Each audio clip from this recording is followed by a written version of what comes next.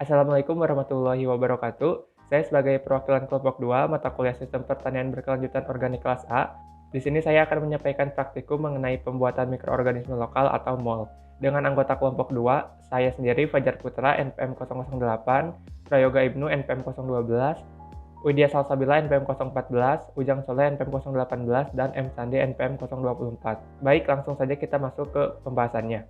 Mikroorganisme lokal atau MOL pada prinsipnya adalah cairan hasil fermentasi dari berbagai bahan yang mengandung mikroorganisme, nutrisi, dan juga hormon pertumbuhan. Selanjutnya kita akan masuk ke pembahasan mengenai bahan dan alat dan cara pembuatannya.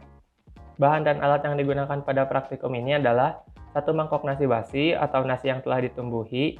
Namun jika tidak ada nasi basi, cara membuatnya itu dengan cara mengepalnya menjadi bulatan-bulatan kecil dan didiamkan kurang lebih 3-4 hari. Kemudian tutup dalam wadah tertutup yang disimpan di tempat gelap untuk memacu pertumbuhan jamur.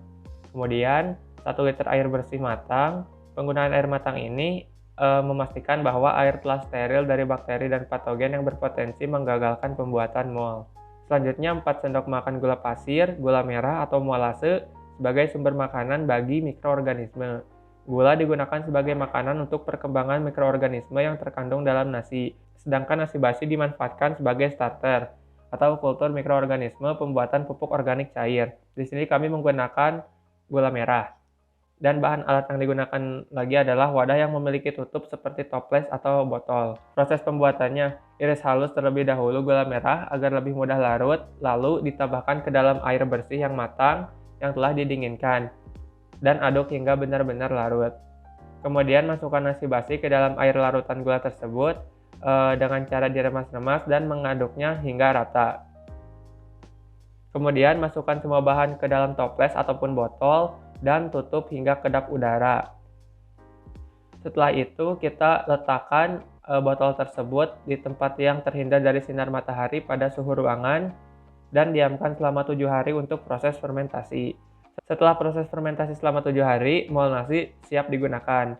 MOL yang sudah jadi ditandai dengan aroma seperti tape. Selanjutnya adalah analisis kelemahan dan kelebihan dari metode yang kami pilih dan bagaimana solusi untuk mengatasi kendala atau kelemahan tersebut. Pertama, mengenai kelebihan, nasi basi ini menjadi salah satu zat organik yang mampu menyuburkan tanah.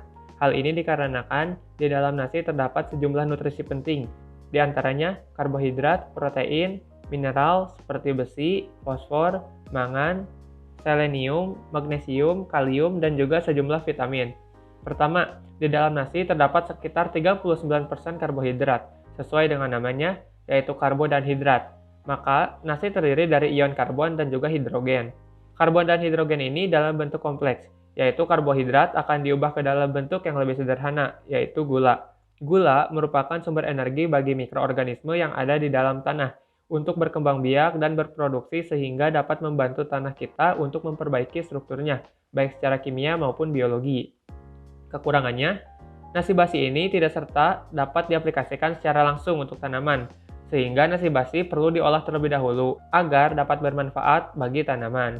Salah satunya dengan cara membuat mikroorganisme lokal atau MOL, sehingga kita bisa membuat MOL dari bekas air cucian beras sebagai sumber karbohidrat dan sumber bakterinya dari keong sawah yang ditumbuk atau bonggol pisang. Selanjutnya, jelaskan ciri-ciri keberhasilan pembuatan kompos, VOC, dan juga MOL. Pembentukan mikroorganisme lokal atau MOL akan berhasil ditandai dengan aroma yang dihasilkan yang menyerupai aroma tapai. Hal ini sesuai dengan pendapat Mulyono pada tahun 2016 yang menyatakan bahwa MOL yang siap digunakan dan telah matang dicirikan dengan bau asam seperti tapai. Bau asam yang ditimbulkan pada MOL merupakan hasil fermentasi yang menghasilkan asam organik. Hal ini sesuai dengan pendapat Ahmad dan kawan-kawan pada tahun 2014 yang menyatakan bahwa mikroorganisme yang tergandung dalam MOL akan melakukan fermentasi bahan-bahan organik, sehingga menghasilkan asam organik yang berbau asam seperti tapai. Warna pada hasil pembentukan MOL yaitu putih keruh. Indikator selain bau, warna juga dapat dijadikan indikator keberhasilan pembentukan MOL. Hal ini sesuai dengan pendapat Sunarsi pada tahun 2018 yang menyatakan bahwa warna putih keruh pada MOL dipengaruhi oleh bahan-bahan utama yang digunakan. Warna-warna yang dihasilkan dari masing-masing bahan dapat dijadikan indikator keberhasilan pembuatan MOL. Larutan gula dan nasi basi merupakan bahan utama yang memiliki fungsi sebagai nutrisi untuk mikroorganisme. yang tumbuh di dalam larutan mol. Hal ini sesuai dengan pendapat Prasetyo dan kawan-kawan pada tahun 2012 yang menyatakan bahwa nasi basi dalam larutan gula merupakan nutrisi bagi mikroorganisme untuk melakukan pertumbuhan, di mana nasi basi berperan sebagai sumber mikroorganisme, juga penyedia suplemen seperti protein, karbohidrat, serat, dan juga vitamin. Cukup sekian yang dapat kami sampaikan. Terima kasih. Wassalamualaikum warahmatullahi wabarakatuh.